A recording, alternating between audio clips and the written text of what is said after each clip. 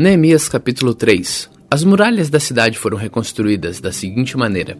Eliasibe, o grande sacerdote, e os seus colegas sacerdotes reconstruíram o portão das ovelhas. Depois o inauguraram e puseram os portões nos seus lugares. Eles reconstruíram as muralhas até a torre de Sem e até a torre de Hananel. Os homens de Jericó construíram o trecho seguinte. Zacur, filho de Rim, construiu o trecho seguinte. O grupo de família de Racenaá construiu o portão dos peixes. Eles puseram as vigas e os portões nos seus lugares e colocaram os trincos e as trancas. As 3 partes seguintes foram construídas por estes homens. A primeira por Meromote, filho de Urias e neto de Racós, e a segunda por Mesulam, filho de Berequias e neto de Mesezabel, e a terceira por Zadok, filho de Baaná. Os homens da cidade de Tecoa construíram o trecho seguinte. Mas os homens importantes da cidade não quiseram fazer o trabalho braçal que os mestres de obras mandaram. Joiada, filho de Passeia, e Mesulam, filho de Besodias, reconstruíram o portão velho. Eles puseram as vigas e os portões nos seus lugares e colocaram os trincos e as trancas. Malatias de Gibeon, Jadon de Meronote e os homens da cidade de Gibeon e de Mispa construíram o trecho seguinte, chegando até a casa do governador da província do Eufrates Oeste. Uziel, filho de Haraías, que era ouvires, construiu o trecho seguinte. Hananias, que era perfumista, construiu o trecho seguinte, até a muralha larga. Redaías, filho de Ur, governador da metade do distrito de Jerusalém, construiu o trecho seguinte. Gedaías, filho de Harumaf, construiu o trecho seguinte, perto da sua casa. Ratus, filho de Rezabinéias, construiu o trecho seguinte. Malquias, filho de Harim, e Razub, filho de Paat Moabe, construíram o trecho seguinte e a torre de Fornos. Salum, filho de Haloés, governador da outra metade de Jerusalém, construiu o trecho seguinte, e as suas filhas o ajudaram no trabalho. Hanun e os moradores de Zanoa reconstruíram o portão do vale. Eles puseram os portões no lugar, colocaram os trincos e as trancas e consertaram 500 metros de muralha, até o portão do lixo. Malquias, filho de Recabe, governador do distrito de Bet-Haquerem, reconstruiu o portão do lixo. Ele pôs os portões no lugar e colocou os trincos e as trancas. Salom, filho de Col-Rosé, governador do distrito de Mispa, reconstruiu o portão da fonte. Ele fez uma cobertura, pôs os portões no lugar e colocou os trincos e as trancas. Na represa de Selá, ao lado do jardim do rei, Salom construiu a muralha, até as sacadas que descem da cidade de Davi. Neemias, filho de Hasbuque, governador de metade do distrito de Bet-Zur, construiu o trecho seguinte até a sepultura de Davi, até a represa e até as barracas dos soldados. Os levitas também ajudaram a reconstruir as muralhas. Segue a lista deles. Reum, filho de Bani, construiu o trecho seguinte. Razabias, governador da metade do distrito de Keila, construiu o trecho seguinte. Bavai, filho de Renadad, governador da outra metade do distrito de Keila, construiu o trecho seguinte. Ezer, filho de Jesua e governador de Mispa, construiu o trecho seguinte, em frente do depósito de armas, até o lugar onde a muralha faz esquina. Baruque, filho de Zebai, construiu o trecho seguinte, desde a esquina da muralha até a porta da casa de Eliasibe, o grande sacerdote. Meremote, filho de Urias e neto de Racós, construiu o trecho seguinte, desde a porta da casa de Eliasibe até o fim da casa. Os sacerdotes também ajudaram a construir as muralhas. Segue a lista deles. Os sacerdotes que moravam em redor de Jerusalém construíram o trecho seguinte. Benjamim e Razub construíram o trecho seguinte, em frente das suas casas. Azarias, filho de Mazéias e neto de Hananias, construiu o trecho seguinte, em frente da sua casa. Binui, filho de Renadab, construiu o trecho seguinte, desde a casa de Azarias até a esquina da muralha. Palau, filho de Uzai, construiu o trecho seguinte, começando da esquina e da torre do palácio de cima, perto do pátio da guarda. Pedaías, filho de Parós, construiu o trecho seguinte até um lugar no leste, perto do portão das águas e da torre que guarda o templo. Isso ficava perto daquela parte da cidade chamada Ofel, onde moravam os homens que trabalhavam no templo. Os homens da cidade de Tecoa construíram um trecho seguinte, que era o seu segundo trecho, desde um ponto no lado contrário à grande torre que guarda no templo até a muralha perto de Ofel. Um grupo de sacerdotes construiu os trechos seguintes, saindo do portão de cavalos e continuando para o norte. Cada um deles construiu em frente da sua própria casa. Zadok, filho de Imer, construiu o trecho seguinte em frente da sua casa. Semaías, filho de Secanias, que era o guarda do portão leste, construiu o trecho seguinte. Hananias, filho de Selemias, e Hanum, o sexto filho de Salaf, construíram o trecho seguinte. Este foi o segundo trecho que eles construíram. Mesulam, filho de Berequias, construiu o trecho seguinte em frente da sua casa. Um ouvire chamado Malquias construiu o trecho seguinte, até uma casa usada pelos trabalhadores do templo e pelos comerciantes. Essa casa estava do lado do portão da guarda, perto da sala que ficava no alto da esquina nordeste da muralha. Os ouvires e os comerciantes construíram o último trecho, da sala da esquina até o portão das ovelhas.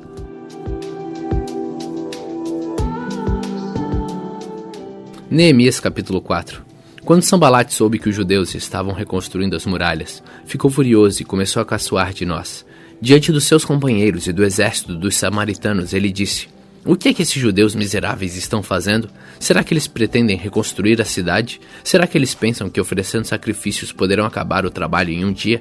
Será que dos montões de entulho e de pedras que foram queimadas eles podem tirar pedras para a construção?" Tobias, que era do país de Amon, estava com ele e disse: "Que tipo de muralha eles poderão construir? Até mesmo uma raposa poderia derrubá-la. Ó nosso Deus, escuta como eles caçam de nós. Faze com que a zombaria caia sobre a cabeça deles mesmo.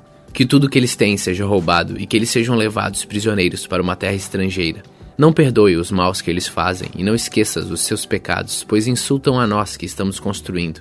Então continuamos a reconstruir as muralhas, e logo elas estavam já na metade da sua altura total, porque o povo estava animado para trabalhar.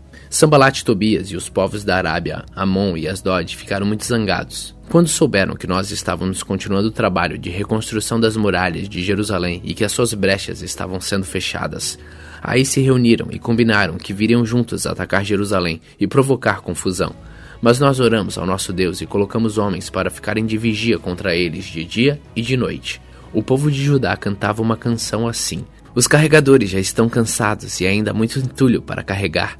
A construção desta muralha, quando vamos terminar?" Os nossos inimigos pensavam que nós não poderíamos vê-los, nem saberíamos o que estava acontecendo até que eles estivessem quase em cima de nós, nos matando e nos fazendo parar o trabalho.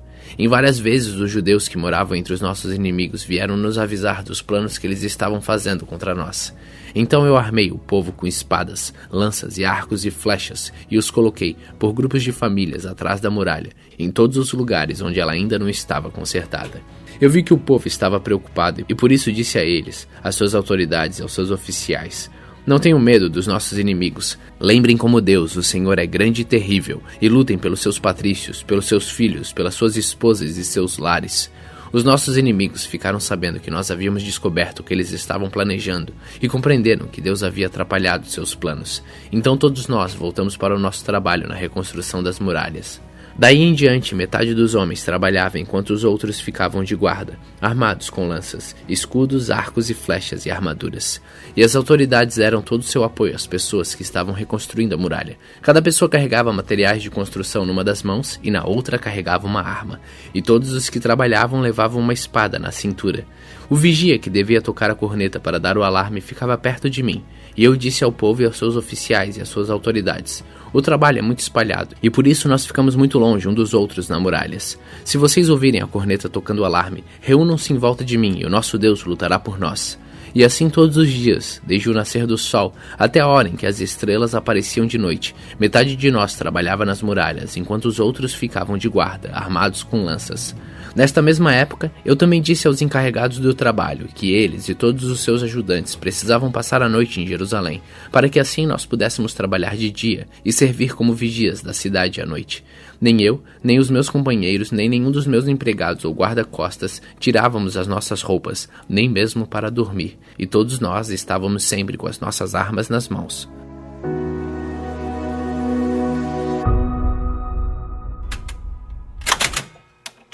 Salmos capítulo 31.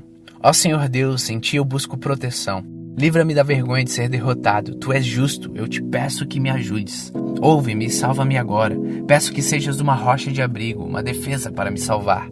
Tu és a minha rocha e a minha fortaleza. Guia-me e orienta-me como prometestes. Não me deixes cair na armadilha que armaram para mim, pois Tu és o meu refúgio. Nas Tuas mãos entrego a minha vida. Tu me salvarás, ó Senhor, porque Tu és Deus fiel. Tu detestas os que adoram deuses falsos. Eu, porém, ponho em Ti a minha confiança. Ficarei contente e me alegrarei por causa do Seu amor. Tu vês como estou sofrendo e conheces as minhas aflições. Não deixastes que os meus inimigos me pegassem e me livrastes do perigo. Ó Senhor Deus, tem compaixão de mim, pois estou aflito. Os meus olhos estão cansados de tanto chorar. Estou esgotado de corpo e alma. A tristeza acabou com as minhas forças e as lágrimas encurtaram a minha vida. Estou fraco por causa das minhas aflições. Até os meus ossos estão se gastando. Os meus inimigos zombam de mim e os meus vizinhos também caçoam. Os meus conhecidos têm medo de mim e fogem quando me veem na rua. Todos esqueceram de mim, como se eu estivesse morrido. Sou como uma coisa que foi jogada fora. Ouço muitos inimigos cochichando, a gente me ameaçando de todos os lados. Eles fazem planos contra mim, procurando um jeito de me matar. Porém, a minha confiança está em Ti, ó Senhor. Tu és o meu Deus. Tu estás sempre cuidando de mim. Salva-me dos meus inimigos, daqueles que me perseguem. Olha com bondade para mim, Teu servo. Salva-me por causa do Teu amor. Ó Senhor Deus, eu estou Te chamando. Livra-me da vergonha de ser derrotado. Que os maus sofram essa vergonha e que desçam em silêncio para o mundo dos mortos. Que fiquem calados aqueles mentirosos, aqueles orgulhosos e arrogantes que falam com desprezo contra pessoas honestas. Como são maravilhosas as coisas boas que guardas para aqueles que Te temem. Todos podem ver como Tu és bom e como proteges os que confiam em Ti. Com a proteção da Tua presença, Tu os livras dos planos dos maus. Num esconderijo seguro, Tu os escondes das ofensas dos seus inimigos. Louvado seja Deus, o Senhor. Quando os meus inimigos me cercaram e me atacaram, Ele me mostrou de modo maravilhoso o seu amor por mim. Fiquei com medo e pensei que Ele havia me expulsado da sua presença, mas Ele ouviu o meu grito quando eu clamei pedindo ajuda. Amem o Senhor, todos os que lhe são fiéis. Ele protege os que são sinceros, mas os orgulhosos Ele castiga como merecem.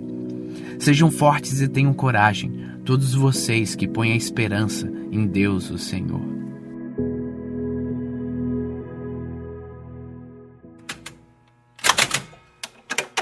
Marcos capítulo 11. Quando Jesus e os discípulos estavam chegando a Jerusalém, foram até o Monte das Oliveiras, que fica perto dos povoados de Betfagé e Betânia. Então Jesus enviou 2 discípulos na frente com a seguinte ordem: Vão até o povoado que fica ali adiante. Logo que vocês entrarem lá, encontrarão preso um jumentinho que ainda não foi montado. Desamarrem o animal e o tragam aqui. Se alguém perguntar por que vocês estão fazendo isso, digam que o mestre precisa dele, mas o devolverá logo. Eles foram e acharam um jumentinho na rua, amarrado perto da porta de uma casa. Quando estavam desamarrando o animal, algumas pessoas que estavam ali perguntaram: O que é que vocês estão fazendo? Por que estão desamarrando o jumentinho? Eles responderam como Jesus havia mandado. Então aquelas pessoas deixaram que os 2 discípulos levassem o animal. Eles levaram o jumentinho a Jesus e puseram as suas capas sobre o animal. Em seguida, Jesus o montou. Muitas pessoas estenderam as suas capas no caminho, e outras espalharam no caminho ramos que tinham cortado no campo. Tanto os que iam na frente como os que vinham atrás começaram a gritar: Hosana a Deus! Que Deus abençoe aquele que vem em nome do Senhor! Que Deus abençoe o reino de Davi, o nosso pai, o reino que está vindo! Hosana a Deus nas alturas do céu! Jesus entrou em Jerusalém e foi até o templo e olhou tudo em redor.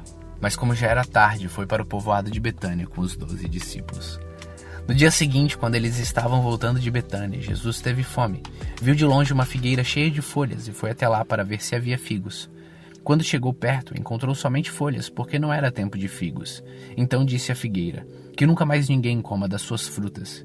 E os seus discípulos ouviram isso. Quando Jesus e os seus discípulos chegaram a Jerusalém, ele entrou no pátio do templo e começou a expulsar todos os que compravam e vendiam naquele lugar. Derrubou as mesas dos que trocavam dinheiro e as cadeiras dos que vendiam pombas, e não deixava ninguém atravessar o pátio do templo carregando coisas. E ele ensinava a todos assim: Nas Escrituras Sagradas está escrito que Deus disse o seguinte: A minha casa será chamada casa de oração para todos os povos, mas vocês as transformaram no esconderijo de ladrões. Os chefes dos sacerdotes e os mestres da lei ouviram isso e começaram a procurar um jeito de matar Jesus, mas tinham medo dele porque o povo admirava os seus ensinamentos. De tardinha, Jesus e os seus discípulos saíram da cidade. No dia seguinte, de manhã cedo, Jesus e os seus discípulos passaram perto da figueira e viram que ela estava seca desde a raiz. Então Pedro lembrou do que havia acontecido e disse a Jesus: Olhe, mestre, a figueira que o Senhor amaldiçoou ficou seca. Jesus respondeu: Tenham fé em Deus. Eu afirmo a vocês que isto é verdade. Vocês poderão dizer a este monte: Levanta-se e se jogue no mar. Se não duvidarem no seu coração, mas crerem que vai acontecer o que disseram, então isso será feito. Por isso eu afirmo a vocês, quando vocês orarem e pedirem alguma coisa, creiam que já a receberam, e assim tudo lhes será dado.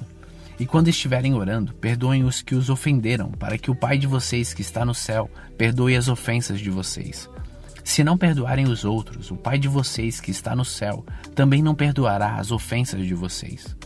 Depois voltaram para Jerusalém, quando Jesus estava andando pelo pátio do templo. Chegaram perto dele os chefes dos sacerdotes, os mestres da lei e os líderes dos judeus que estavam ali, e perguntaram: com que autoridade você faz estas coisas?